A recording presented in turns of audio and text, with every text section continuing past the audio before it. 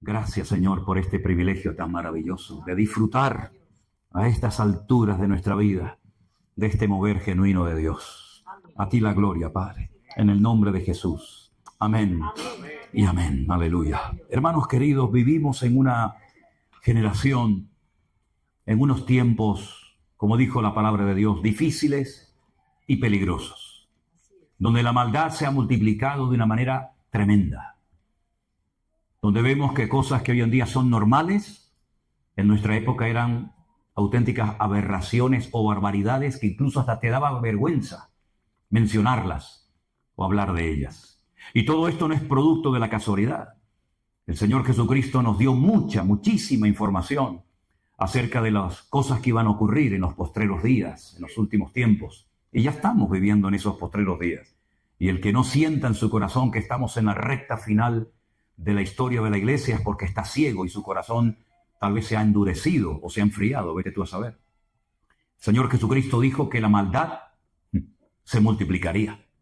No nos dijo por cuánto, pero que la maldad se ha multiplicado en todas partes, en los colegios, en el mundo de la política, en las universidades, en las iglesias. Por todas partes vemos maldad, injusticias y una larga lista de cosas. Y no tenemos que sorprendernos. El apóstol Pedro dijo, yo procuraré después de mi partida que todo lo que yo vi y recibí de parte del Señor os quede constancia, os quede por escrito, para que vuestra fe sea renovada, ¿no? Y fortalecida cada día. Y dice, y no os sorprendáis, por favor, que nadie se lleve las manos a la cabeza diciendo, ¿pero qué está pasando?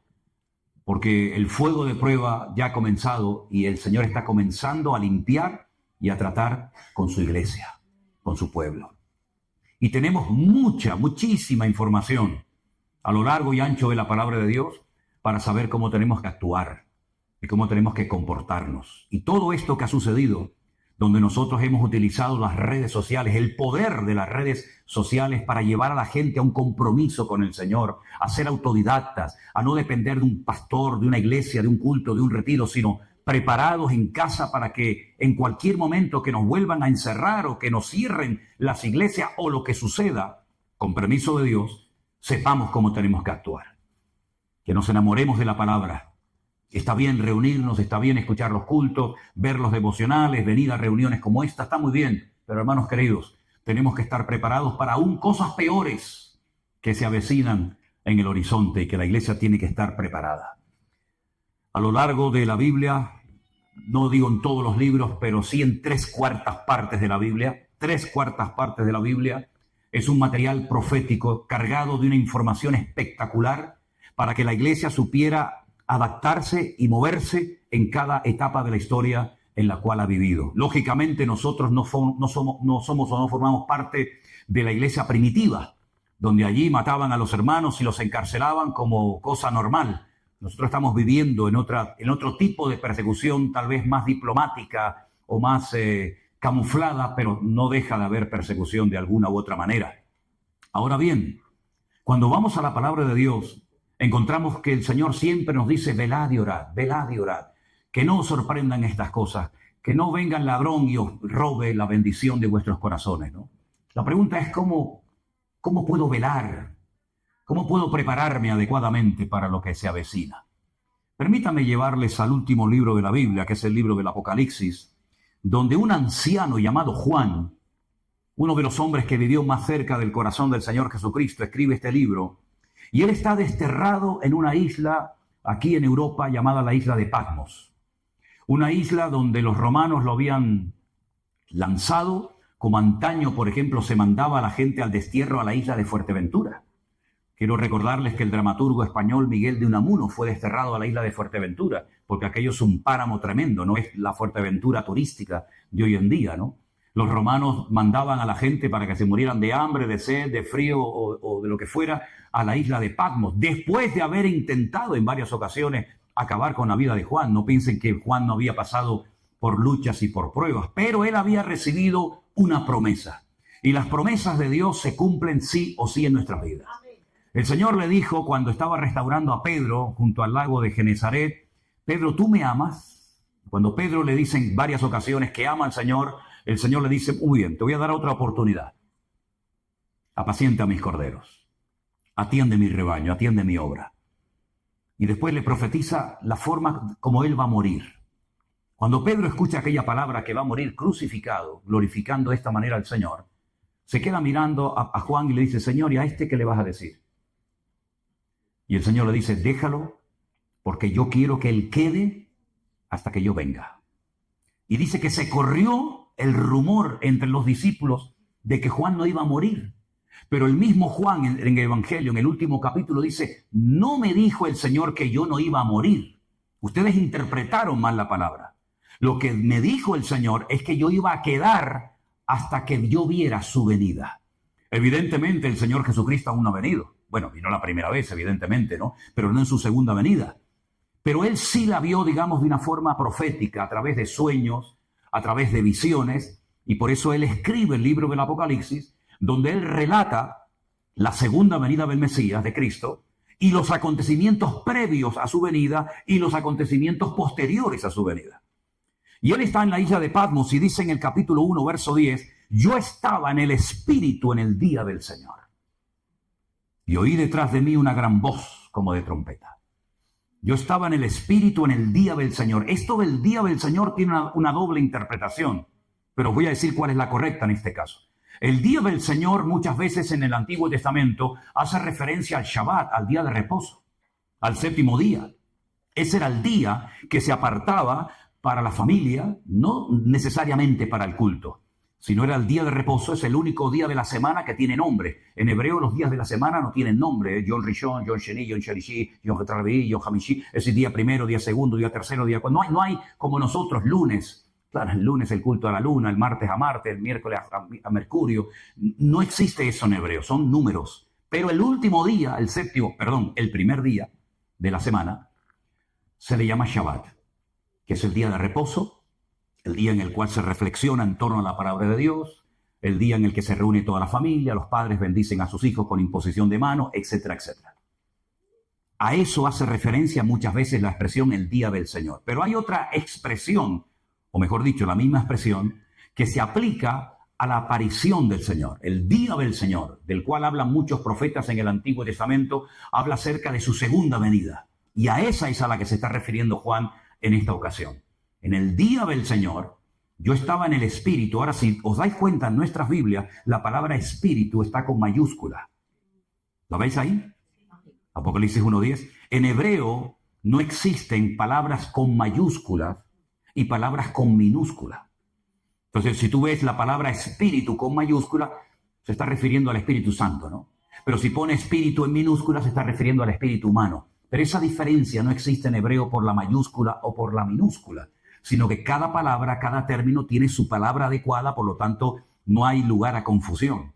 Él estaba en el Espíritu de Dios, estaba conectado con el Señor, a pesar de que es un anciano con casi 100 años, a pesar de que ha sido desterrado a la isla de Patmos para morir, a pesar de las circunstancias, él ha mantenido su contacto con el Señor.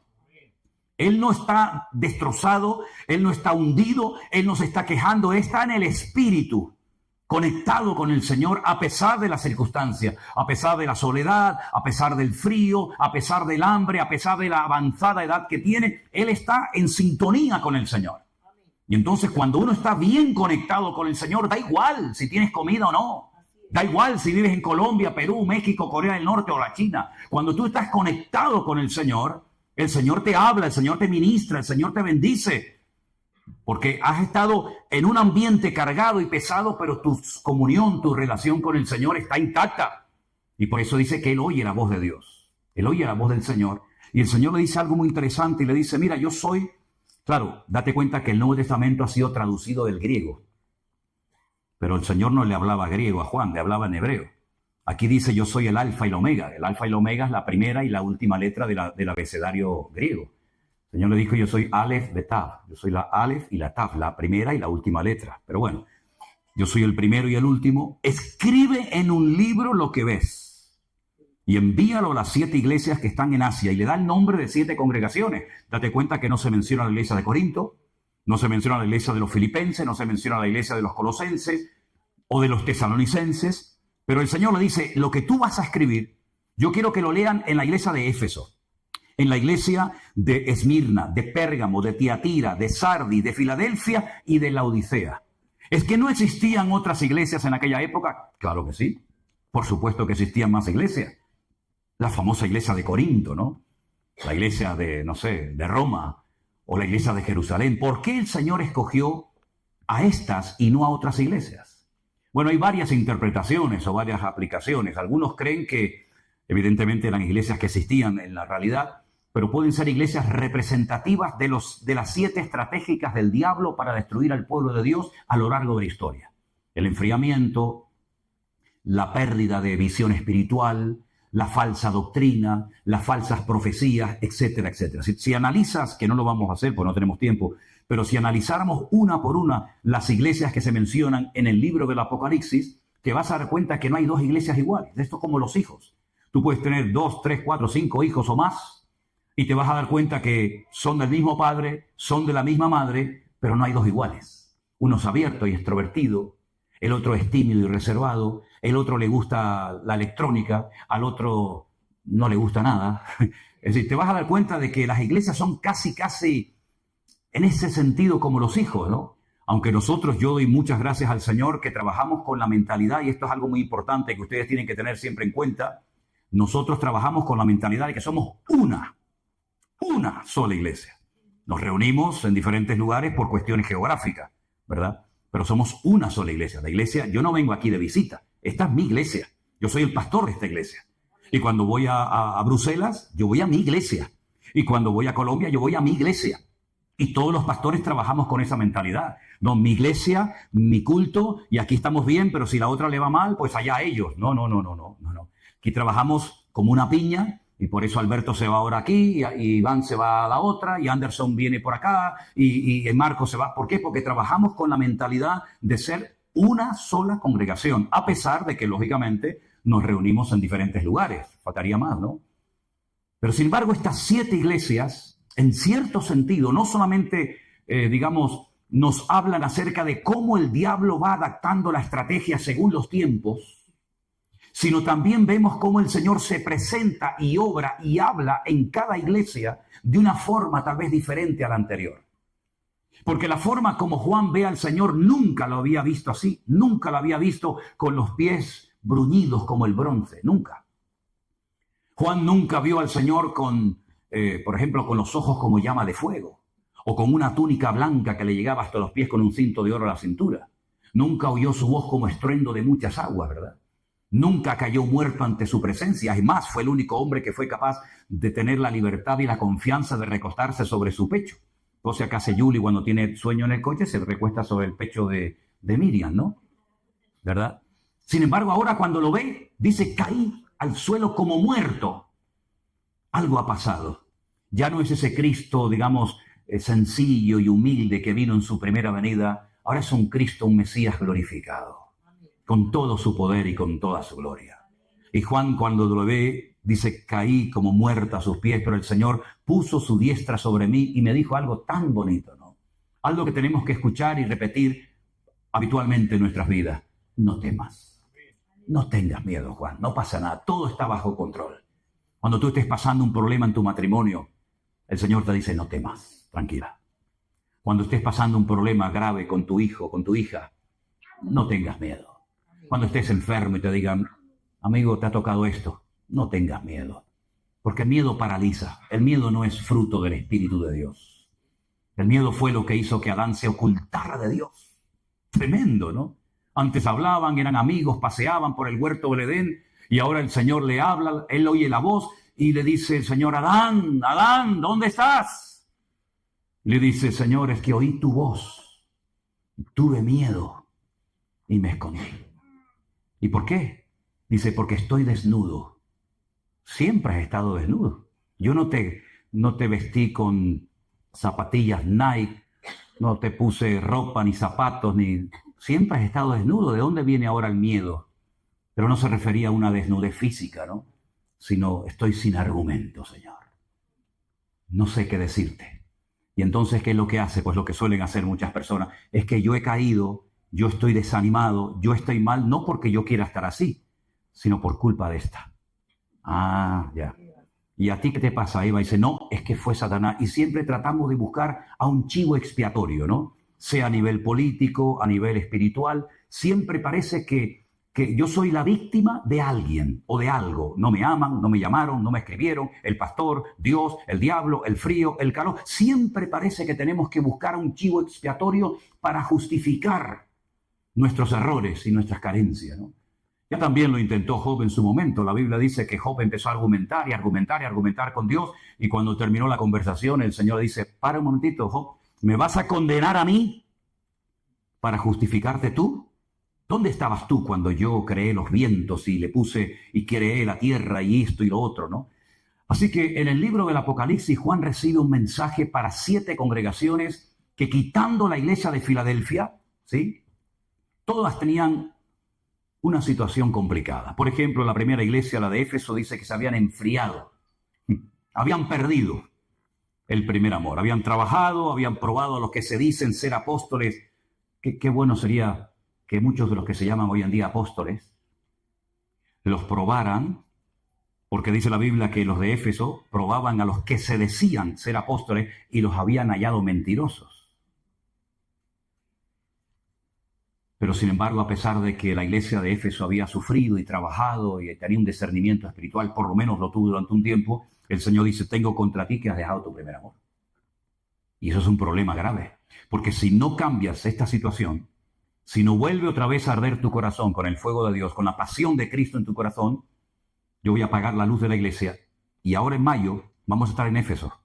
Yo en mayo ahora viajo y voy a estar en Pérgamo, en Tiatira, en Sardis, en Filadelfia, en todos estos lugares. Y por ejemplo en Éfeso, cuando vayamos, le voy a enseñar a los hermanos montones de ruinas. Allí no hay iglesia, no hay nada. ¿Por qué? Porque no se arrepintieron y no volvieron otra vez al Señor. Si hay alguien aquí que estuvo bien con el Señor, pero te has enfriado, te has apartado y ya no eres ni la sombra de lo que eras, hoy el Señor te ha traído aquí para volver a poner fuego en tu corazón, para restaurar tu comunión con el Señor, para que no vivas del recuerdo de lo que fuiste, de lo que hiciste, sino puedas caminar de victoria en victoria, y de gloria en gloria, y de triunfo en triunfo en el nombre del Señor. Y eso no lo hizo, lamentablemente, la iglesia de Éfeso. Se apagaron. La iglesia de Esmirna, el diablo echará a algunos de vosotros en la cárcel. En otras palabras, le está profetizando, vais a ser perseguidos. No sé si hay alguien aquí que en tu momento, en tu iglesia, en tu denominación, te enseñaron que la iglesia no iba a pasar por ningún tipo de pruebas, de luchas, de persecuciones, de dificultades, sino que nos íbamos y las persecuciones y todo lo terrible era para los judíos, para ellos, ¿no? Pues el Señor está diciendo aquí a la iglesia de Esmirna, prepárense porque algunos de ustedes van a morir y la iglesia va a ser perseguida. Por lo tanto, no hay ninguna promesa de que no se van a meter con nosotros. Es más, yo no estoy preocupado porque se metan con nosotros. A mí lo que me hace pensar es por qué no se meten más con nosotros. Porque si realmente nuestra vida está haciendo un impacto y está marcando una diferencia en tu universidad, en tu oficina y en tu puesto de trabajo, tú no puedes pasar desapercibido. En algún momento alguien te dirá, tío, tú eres medio raro, ¿no? No te han dicho, tú eres raro, ¿no? ¿Tú dónde vas? Tú no dices palabrotas, no cuentas chistes verdes, no estás todo el día hablando de esto y de aquello. ¿Tú de qué vas? Seguro que a más de uno le han dicho eso, ¿no? Bueno, pues eso es lo que tenemos que marcar, una diferencia en esta sociedad, ¿verdad? Aquí en España, lamentablemente, no sé tanto en Madrid, pero mi padre era, por ejemplo, de Aragón, y allí el nombre de Dios se blasfema cada 2 por 3, y en el País Vasco ni te cuento. Gracias a Dios en Canarias no hay esa costumbre, pero cuando yo estuve en el ejército, allí todo el mundo, Dios para arriba y Dios para abajo. Y a mí me decían, ¿y tú por qué hablas diferente? Bueno, pues yo le decía, gracias a Dios de que soy cristiano, porque si yo fuera un recién convertido y te oigo blasfemar contra mi Dios, te hubiera dado un trompazo que te arranco la cabeza en un momento, ¿no? Pero eso es lo que yo hacía cuando me convertí, que agarraba a mis amigos así por el cuello y los llevaba al culto, y el pastor me decía, no, Manolo, no es así. Digo, pero es que no me hace caso, pastor, es que no se quiere convertir. No, que no es así, Manolo, tranquilo, relájate. Dice que le doy una... Y entonces tuve que aprender, ¿verdad? Tenemos que marcar una diferencia. Y a veces, pues, esa diferencia hace que te critiquen, que te calumnien, o que incluso te digan, o cambias o te echamos del trabajo. ¿Qué te parece? Cada iglesia tenía un problema. Por ejemplo, había una iglesia donde dice la Biblia que tenían nombre de que tenían vida y sin embargo ya se habían muerto hacía mucho tiempo. Otra iglesia había perdido la presencia de Dios y no se habían dado cuenta. Por ejemplo, la iglesia de la Odisea. En otra iglesia había una falsa profeta que la llamaban Jezabel, que puede ser que se llamara Jezabel de verdad o que sea un nombre simbólico de aquella famosa Jezabel del Antiguo Testamento que cuando los perros se la comieron, pues lo vomitaron, porque es que aquello era terrible, aquello. Después el diablo, esta mujer era terrible, ¿no? Y había otra iglesia, pues que había permitido que falsas profecías, es decir, una falsa expectativa, naciera dentro de la iglesia. Yo me preguntaba en estos días, y si el Señor nos escribiera una carta a nosotros, ¿qué nos diría? ¿Y sabes qué es lo que sentí en mi corazón? Que ya Dios nos escribió no una ni dos, muchas cartas. Nos escribió la carta a los romanos, la de Corintios, la de Éfeso, la de Esmirna, la de Pérgamo. Todos esos mensajes son para nosotros, para que no tengamos excusa y no podamos justificar nuestra falta de madurez, nuestra falta de obediencia, nuestra falta de santidad. Ya tenemos toda la palabra de Dios escrita en nuestras manos. Imagínense ustedes que fuéramos miembros de la iglesia de Corinto. Tendríamos dos cartas, primera y segunda de Corinto. Pero ¿y qué le dijo Pablo a los romanos? Yo no sé. ¿Y qué le dijo Pablo a los tesalonicenses? Pues no lo sé.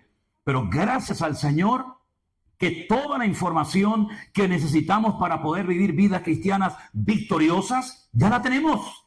Ya tenemos la información para ser cristianos santos, agradables a Dios, aprender a esperar, no huir del trato de Dios, dejar atrás el pecado, vivir en unidad, vivir en humildad. Ya lo tenemos todo en la palabra de Dios.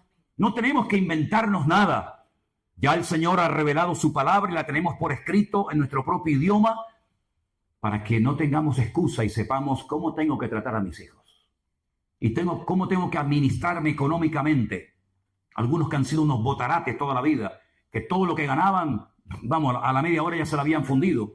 Pues la Biblia te dice cómo tienes que llevar tu economía para que sea un hogar bendecido y no sea aquello una casa de locos. Y el Señor nos da sabiduría para saber cómo organizar y pastorear una iglesia, ¿verdad? Y, en otras palabras, la palabra de Dios es el manual perfecto que tenemos para vivir vidas cristianas poderosas y victoriosas. Y que nuestras iglesias sean puntos de luz. Y que la gente vea en nosotros algo diferente, una forma de comportarnos, una forma de vivir, una forma de reaccionar diferente. Que ya no le tenemos miedo a nada ni a nadie, no porque seamos, ¿verdad?, aquí una especie de Don Quijote, sino porque sabemos en quién hemos creído. Y cuando sabemos en quién hemos creído, hermanos, podemos avanzar contracorriente, porque mayor es el que está en nosotros que el que viene contra nosotros. Hemos cantado hoy, ustedes han hecho así, no estábamos espantando moscas. Por un camino vendrán y por 7 huirán, bendito sea Dios. Bueno, quiere decir que el Señor nos ha capacitado para ser eficaces en el reino de Dios. Y por eso este año, que ya comenzó con sangre y fuego, no sé si os habéis dado cuenta, pero nos levantamos una mañana los primeros días del mes de enero y había habido un incendio y un montón de chavales jóvenes que habían muerto en Suiza. Y yo dije, uy, cuidado, porque las circunstancias y lo natural nos hablan de un trasfondo espiritual. Ya sé que el hombre natural, como dice la palabra de Dios, 1 Corintios 1, no sabe discernir las cosas de Dios, para él son locura, no entiende lo que está pasando, pero dice la Biblia, pero el hombre espiritual, el hombre que ha nacido de nuevo, el hombre que tiene al Espíritu de Dios en su corazón, tiene una lectura diferente de las cosas. Y yo cuando vi que los primeros días de enero ya empezaron con muertes de jóvenes, con fuego, con cosas destruidas, yo dije, ya está, ya nos está indicando el Señor cómo va a ir el resto del año. Y en pocos días de enero, que aún no ha terminado, fíjate las cosas que han pasado. ¿Quién le iba a decir a este del bigotito que decía, ven para acá, cobarde, aquí te estoy esperando? Pues fue para allá y lo buscó. ¿Quién te iba a decir? ¿Quién te iba a decir a ti esos cambios? Y en unos días vamos a ver otra vez el lío con Irán y los israelíes y los hutíes y los de Gaza. Nosotros nos vamos ahora en febrero. Y yo le dije a Elena, digo, a ver qué nos encontramos allí. Porque cuando nos dice, ¿y cómo está aquello? Yo te digo, hoy, ahora mismo, tranquilo. Mañana, cójame el niño, por favor. Hoy está tranquilo. Pero y mañana no sé qué decirte. Porque el mundo está tan cambiando, tan cambiante. Anoche oí que los huevos han subido un 35%. Ya no se puede comer ni huevo frito, ni tortillas se pueden comer. Y esto no ha hecho más que empezar. Y vamos a ver cómo el mundo va a ir de mal en peor. Y si alguien piensa que todo se va a arreglar, olvídate. La España que ustedes conocen ahora, los que han venido de Perú, de México, de Honduras, de Guatemala o de donde sea, la España que ustedes conocen ahora no tiene nada que ver con la España que nos encontramos en 1971 cuando nosotros vinimos de Caracas, Venezuela. No tiene nada que ver, absolutamente nada que ver. Cuando pasaba la policía por la calle, amigo, te entraba diarrea. Hoy en día hay una falta de respeto total y absoluta. Yo me crié aquí en España en los salesianos, en Venezuela en los maristas, y cuando los curas me zumbaban, iba a la casa y le decía a mi padre, papá, el cura me pegó y me decía, algo malo habrás hecho. Y encima cobraba también del viejo. Y entonces me daba un papel dentro de un sobre y decía, así literalmente, con este carta blanca. Y yo le daba al cura el papel de mi padre, con este, conmigo, carta blanca. Me dieron hasta en el carnet de identidad los curas, por todos lados me dieron. Por arriba, por abajo, por la cabeza, por aquí, por allá, por todos los lados. Dile a tu padre hoy en día que el maestro te ha dicho algo, que cuelgues el teléfono, que prestes atención y que ni se le ocurra tocarte. Va el padre y le mete una paliza al profesor. Entonces, pero hombre, ni tanto ni tampoco, ¿no? Yo he visto en Tenerife chavalas borrachas y drogadas perdidas gritándole a la Guardia Civil. Sí, hombre, hazlo hace años, pégale un grito a un Guardia Civil, te mete ¿has visto la niña del exorcista? Que le da la cabeza así vuelta. Así te pasa, ya da vuelta así, da vuelta así. Todo eso que es hoy en día normal, en nuestra época era totalmente anormal y ni se te pasaba por la imaginación. Y la iglesia también ha cambiado. La iglesia en la que yo me convertí en una iglesia sana, donde no había cosas raras. Hoy en día tú dices, ¿pero eso qué es? ¿Una iglesia o un circo? ¿Una iglesia o un teatro? Ahí hay un tipo que tiene una elocuencia y un carisma brutal que tiene enloquecido a la gente y el tío vive como un marajá mientras el resto del pueblo a dos velas. Y eso en mi época no existía. Sin embargo, hoy en día hay hermanos que han salido arruinados, heridos y maltratados de iglesias cristianas evangélicas. ¿Y cómo se come eso? Nosotros tenemos en nuestro ministerio gente que llevaba 10, 15, 20 y hasta una hermana que llevaba 40 años sin congregarse en ninguna iglesia, de lo mal que la mujer lo había pasado. Entonces el Señor está haciendo algo bonito, algo nuevo, está trayendo restauración, está trayendo ilusión, está trayendo ganas de leer, de estudiar, de escudriñar las Escrituras. Y cuando uno se mete en el libro de Apocalipsis, tú te das cuenta de que todo esto es simplemente el principio de dolores. Y lo bueno de todo esto es lo malo que se va a poner todo. Lo bueno de todo esto es lo malo que se va a poner todo. Y solamente el hombre va a tener una vía de escape. Como solamente tenía una ventana el arca de Noé. El arca de Noé no era como esos barcos de lujo que hoy en día tienen balcones. ¿Has visto esos cruceros? Allí en Canarias constantemente están llegando cruceros de lujo y ya no tienen el ojo de buey, la ventanita redonda. Ahora tienen un balcón para ellos solos. Es una pasada, unos barcos impresionantes, ¿no? Pero el arca de Noé no tenía tantas ventanas ni balcones, tenía una sola, arriba. Para que el hombre aprendiera a mirar solamente a Dios. Alzaré mis ojos a los montes. ¿De dónde vendrá mi socorro? Mi socorro viene del Señor, ¿verdad? Si habéis resucitado con Cristo, poner la mira en las cosas de arriba, no en las de la tierra. Y eso es lo que nos ha venido hablando y enseñando el Señor en estos últimos tiempos. Que el único al que podemos agarrarnos y fiarnos y la promesa se cumple sí o sí, es la promesa que nos hace nuestro Dios. El Señor le dijo a Juan que él no moriría hasta que viera su venida y la vio y la escribió. Aquí lo tenemos en el libro de Apocalipsis. ¿Dónde va a venir? ¿Sabemos el lugar, sí o no? Zacarías capítulo 14. Dice la Biblia que el Señor Jesús pondrá sus pies en aquel día sobre el monte de los olivos. ¿Cuántas veces hemos estado en ese monte, Dios mío?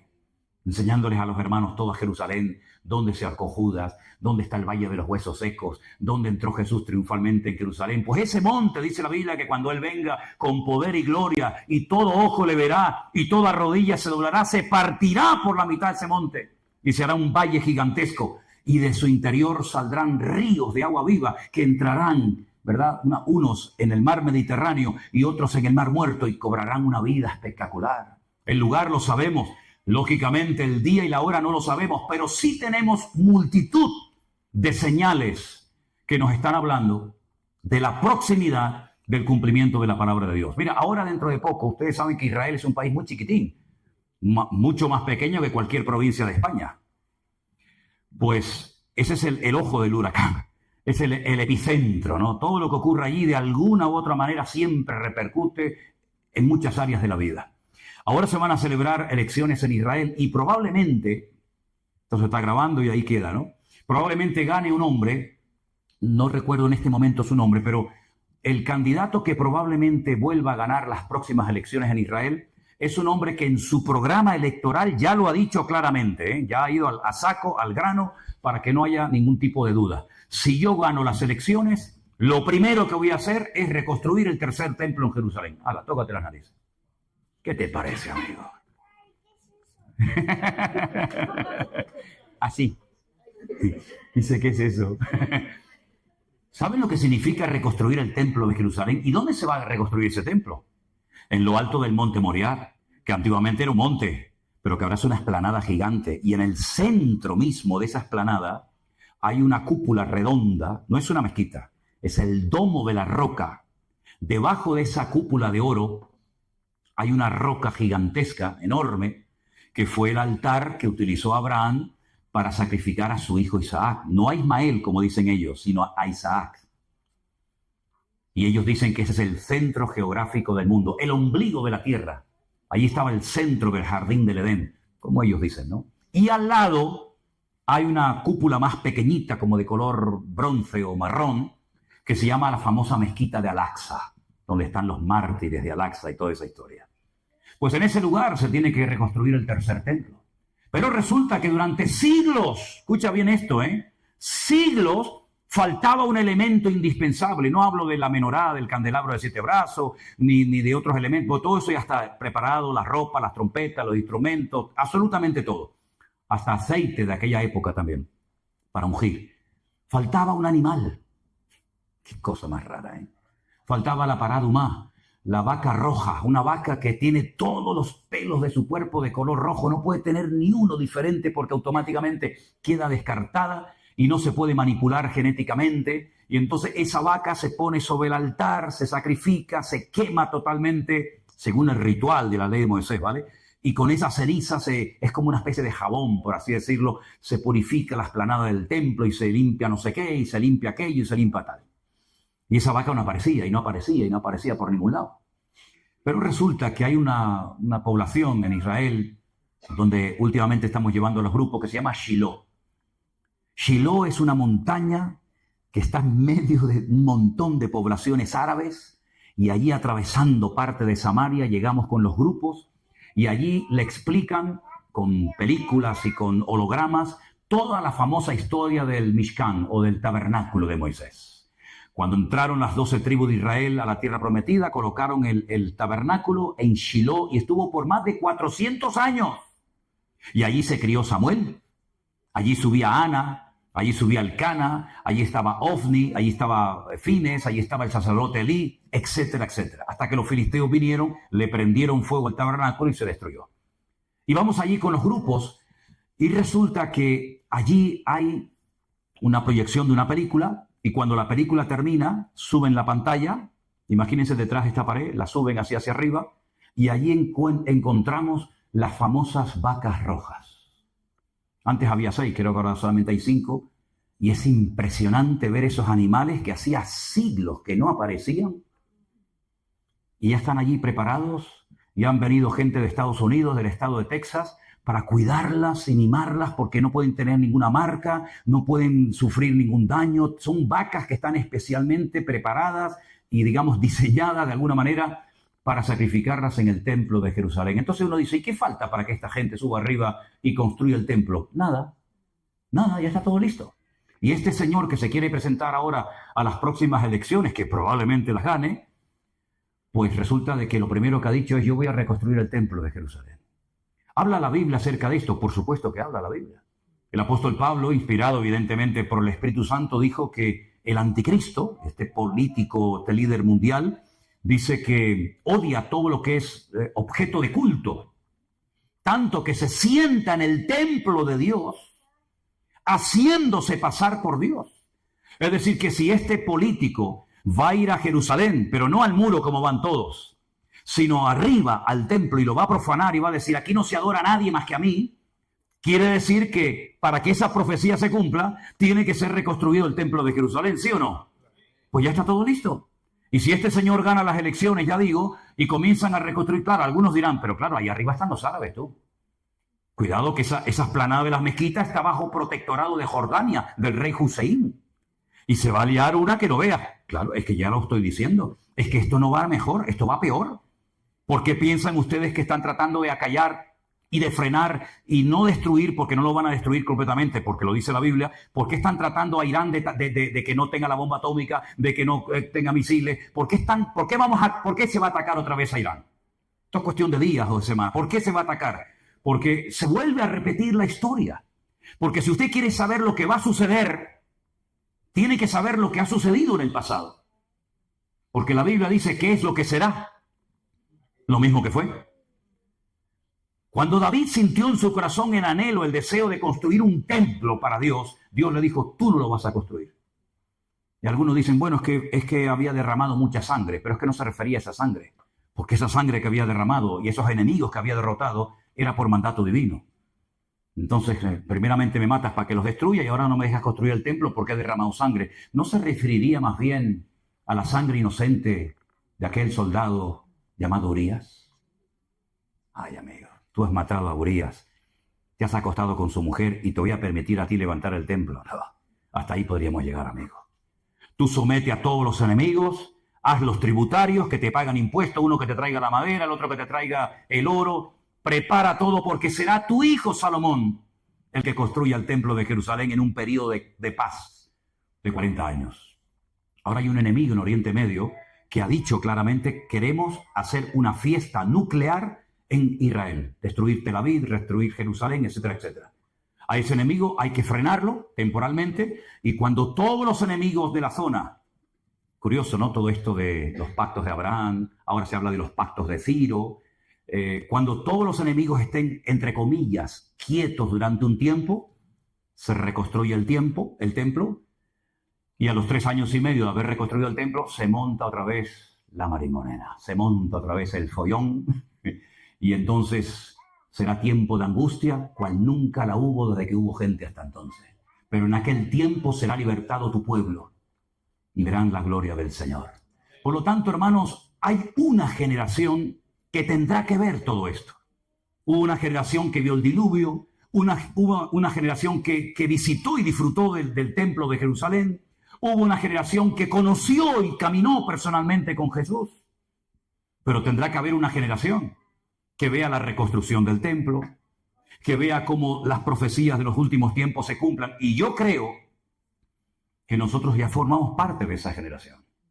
Y creo que lo que Dios ha estado haciendo de una forma especial desde el año 2020 ahora es reunir a un remanente de familias, de jóvenes, de pueblo de Dios, para que estén preparados para lo que se avecina en el horizonte. Y hay algo que es fundamental y es algo que Dios respeta aún hasta en el inconverso cuando lo practica, y es la unidad.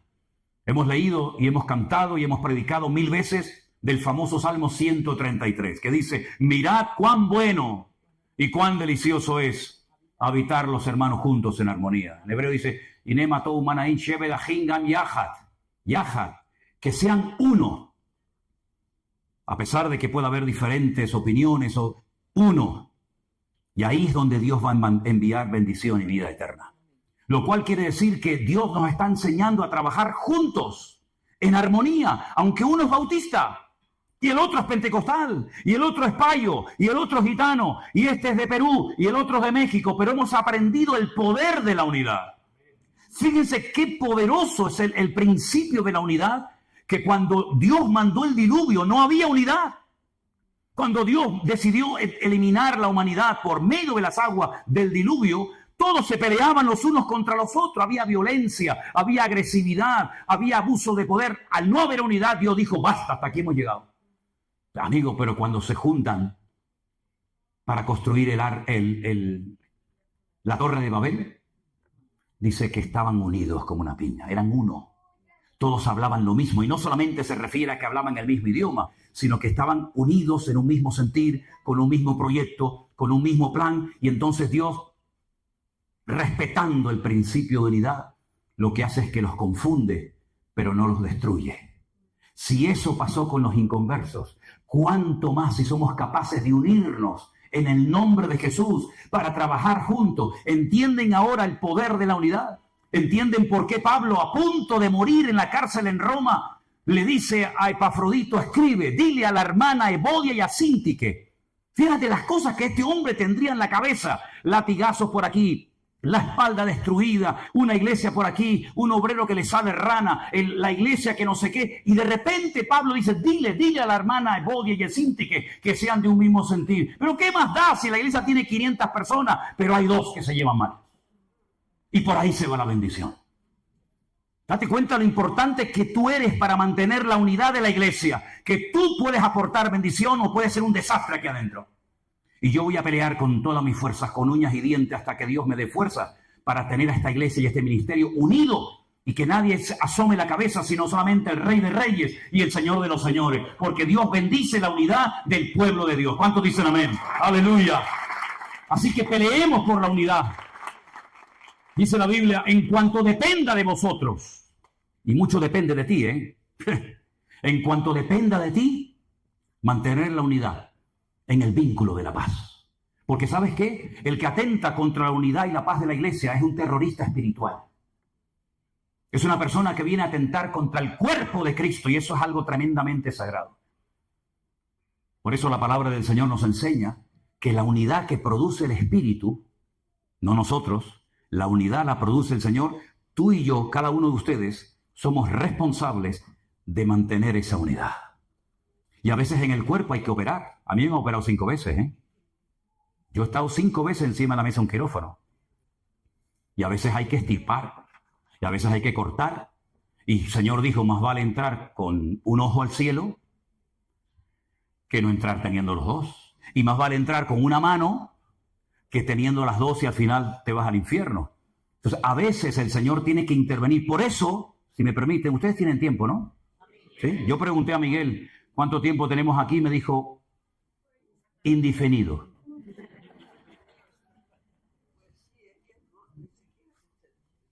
Entonces, fíjate qué curioso esto que te voy a leer ahora, porque esto es a mí algo que me ha impactado tanto. Estamos en Apocalipsis, por favor.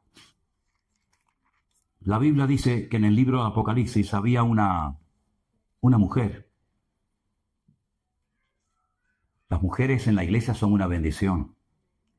Las que se portan bien, según la palabra, pero si no,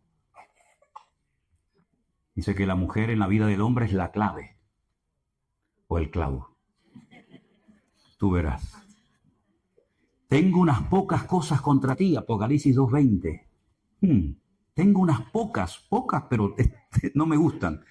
Primero, que toleras que esa mujer, Jezabel, que se dice, no es que lo sea, ella dice que es profetisa, enseña y seduzca a mis siervos a fornicar y a comer cosas sacrificadas a los ídolos. Déjame aquí, porque fíjate, enseñe y seduzca, ¿a quién?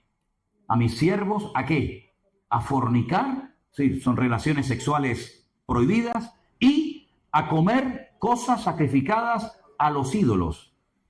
Vale, lo puedes quitar ya. Mira, llegó un momento que la iglesia comenzó a crecer y a crecer y a crecer, pero se convertían más gentiles que judíos.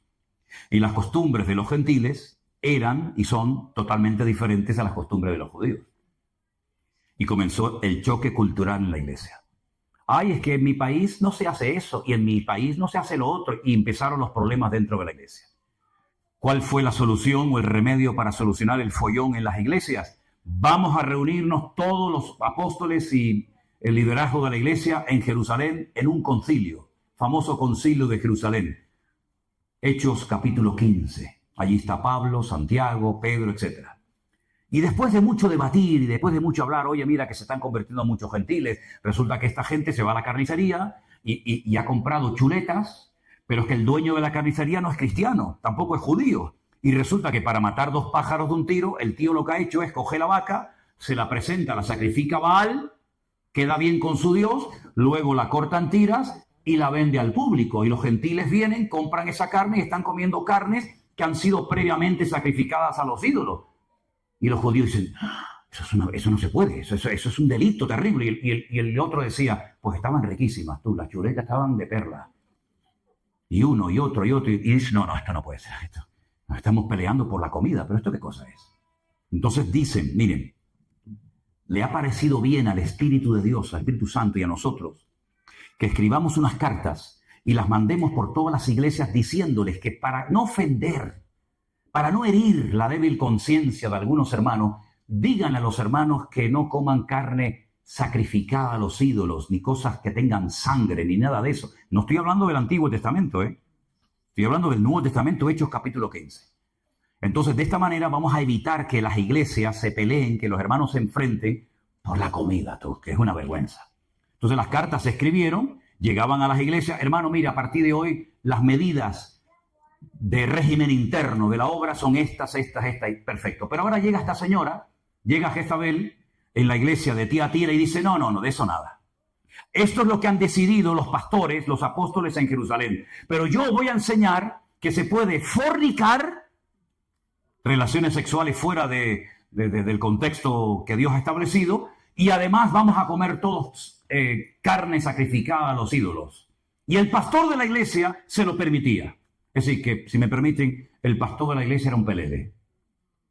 Permitía y además que esta señora, ella decía que era profetisa. Miren, hermanos, yo no sé ustedes, pero cuánto daño han hecho los falsos profetas y las falsas profecías dentro del cuerpo de Cristo.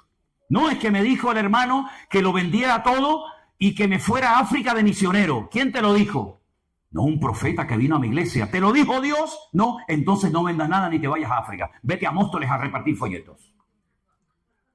¿Cuánto daño han hecho las falsas profecías? Mire, a mí ya no, porque ya ni se me acercan, pero durante años me venían a dar profecías. La última que me quisieron dar en Estados Unidos. Yo tenía un hambre, tenía más hambre que el perro un hippie, hermano.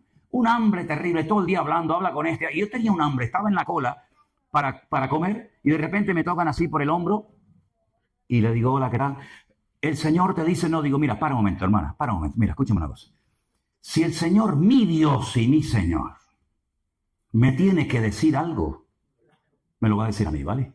En todo caso, confirmaría. Pero no es que el Señor me ha dicho que tú serás y tendrás. Digo, no, si yo sé que seré y tendré, por eso no te preocupes, que tengo bien claro.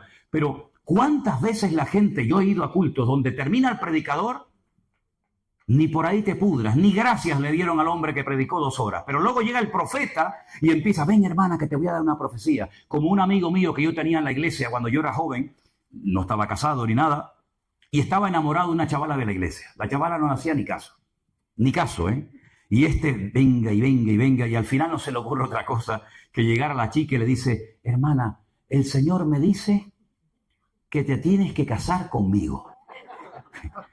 Y la hermana dice, pues a mí el Señor no me ha dicho nada.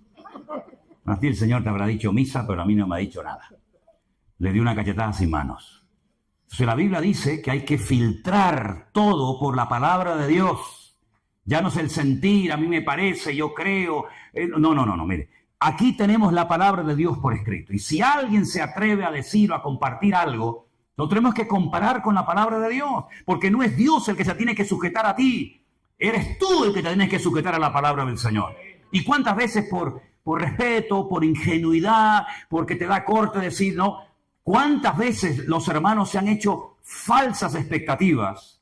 Porque alguien vino de no sé qué sitio y te dijo, como una vez vino un hermano a mi iglesia, hace años, no a esta sino a otras, y cogió una botella entera de aceite de oliva, una botella entera, y se la derramó por encima a un hombre delante de mí. Yo digo, madre mía, el aceite lo va a poner perdido. Le manchó todo, el traje, la corbata, el pantalón, y le dijo, tú vas a abrir 3 empresas. Ni abrió las 3 empresas, sino que las 2 las tenía, las fundió y se arruinó. Y encima perdimos una botella de aceite de oliva, que fue lo que más pena me dio. Entonces, hermanos queridos, hay que madurar, Vamos a dejar a un lado la ingenuidad. Es muy bonita la ingenuidad. Yo siempre he dicho que a mí los que más feliz me hacen de la vida y los que me hacen reír son los niños. Yo con los niños los paso pipa porque tienen una ingenuidad. Por ejemplo, cuando dije ahora, tócate las narices. Este chiquitín dice, mamá, ¿y eso qué es? Eso es una pasada, escuchar a un chaval decir esas cositas, ¿no? Pero espiritualmente hablando tenemos que madurar. Y si el pastor predica, gloria a Dios, pero yo tengo mi Biblia en la mano y voy a comparar. Y voy a ver si realmente lo que enseñó es bíblico o no es bíblico. Y si no es bíblico, ni Manolo, ni Perico de los Palotes, ni San Pablo bendito, lo que no es bíblico, yo no tengo la obligación de decir amén. Pero a lo que es de Dios, te guste o no, yo digo amén y me sujeto porque Dios me está hablando a través de la vida de esa persona. ¿Cuántos dicen amén? Y esto es lo que hemos querido, y gracias al Señor parece que lo estamos viendo, dentro del Ministerio Centro Evangélico Vida Nueva. Queremos que la gente sea autodidacta, que lean la palabra, que la estudien, que analicen por sí mismos si la enseñanza que han recibido en otros lugares es realmente bíblica o no. Me pasó una vez en Milán, en Italia, predicando. Se me acercó una hermana y me dijo, hicimos un culto unido con varias iglesias, y se me acercó esta hermana de otra congregación y me dice, pastor, el domingo pasado en la iglesia mía pasó algo y yo no estoy de acuerdo con lo que... Y digo, a ver, y me dice, el pastor sintió en su corazón acostarse en la plataforma, acostarse. Y dijo, hermano, yo he sentido... Claro, después empieza que si el versículo para arriba, tal, es la manipulación típica, ¿no? Yo he sentido que me tienen que tapar con billetes. Yo lo hubiera tapado, pero de piedras. A ver si me entienden. Pero digo, taparme con billetes. Y entonces dice que la gente pasaba y le pone, claro, el billetito para que no se caiga, tal. Y entonces le digo, pero una pregunta, usted eso lo vio mal. Dice, sí. Digo, pero usted también pasó, ¿verdad? Cuando te dicen, cuidado. Cuando tú le dices a un hijo, ¿fuiste? Papá, ya está, ya fuiste. Me dice, Digo, tú también pusiste el billetito, ¿no? Entonces, ¿qué vienes a hablarme? Vienes a hablarme de lo mal que se hizo, pero tú estás allí. ¿Tú tienes algún cargo en la iglesia? Le dije. Sí, yo soy líder de no sé qué. Digo, claro, por eso no te vas de la iglesia. Porque te gusta la poltrona, como a don Peter, el que tenemos aquí en España, que no se va ni con agua caliente este tío. Te gusta a ti el rollo, Pero ahora vienes largando de que el pastor no sé qué, no sé cuánto. Sal corriendo inmediatamente de ese antro, porque tú eres copartícipe de esa barbaridad que allí se ha cometido. Y la mujer me hizo caso y salió, ¿sabes? Pero ¿cuántas veces vemos algo incorrecto y como que nos da reparo, ¿no? Si usted está viendo algo que no es bíblico, que no es correcto, se ha salido de la palabra, se ha salido del orden bíblico, se toleran como esta del libro de Apocalipsis, que predicaba cosas ridículas y encima las quería justificar diciendo que era una profeta. Si usted se queda, usted se hace copartícipe de esa barbaridad, de ese disparate que allí se está enseñando. Y es tiempo de ponernos los pantalones largos, hermanos.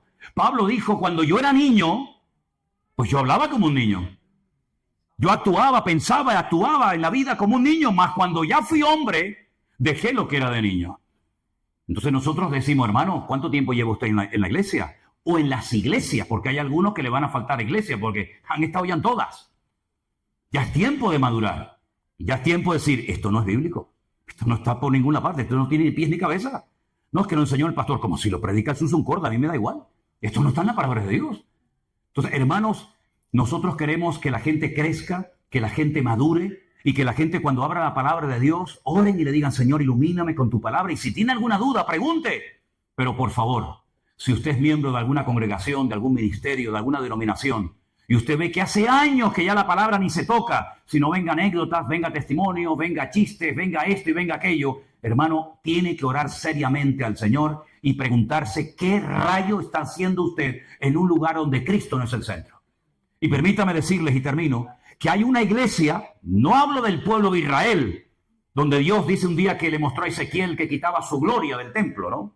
Sino hay una iglesia, que es la última, que le dice el Señor, yo conozco tus obras, Apocalipsis 3, verso 15, conozco tus obras, ya no eres ni frío ni caliente. Ojalá fuera frío o caliente, pero por cuanto eres tibio y no frío ni caliente, te vomitaré de mi boca. Nunca se había escuchado esa expresión en la Biblia, ¿no? Dios vomitando al tibio.